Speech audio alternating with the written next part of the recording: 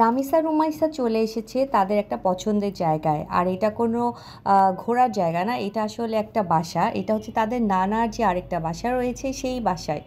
আর সেই বাসার নিচটাতে এরকম খেলার জোন রয়েছে, এই জন্য রামিসা রুমাইসার এই বাসা অনেক পছন্দ।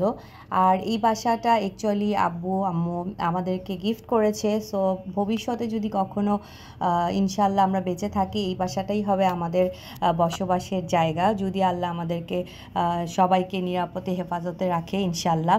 আল্লাহ আমাদের সেই আশা কবুল করুন ইনশাল্লাহ। এখন এটা ভাড়া চলছে। তো রামিসা রুমাইসা এখানে আসলে অনেক খুশি থাকে, তারা এই জায়গাটা খুবই পছন্দ করে। এখানে বাচ্চাদের জন্য খুবই সুন্দর, মানে এখানে হাঁটা যায়, খেলাধুলা করা যায়, সাইকেলিং করা যায়।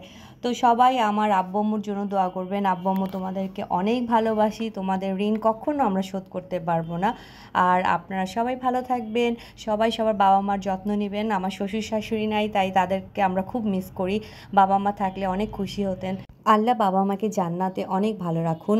সবাই রামিসা রুমাইসা আর আমার পরিবারের জন্য দোয়া করবেন। আল্লাহ হাফেজ, আসসালামু আলাইকুম।